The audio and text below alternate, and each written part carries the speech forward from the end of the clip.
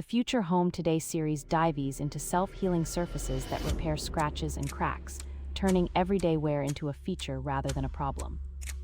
An interview with a materials scientist explains how microcapsules and polymers trigger repair when damaged, while a homeowner shares how the technology kept counters pristine after a busy week. A product designer discusses durability, cost, and compatibility with existing paints, followed by a young couple test driving the first batch in their apartment. Real-world testimonials highlight faster upkeep and peace of mind despite higher upfront costs.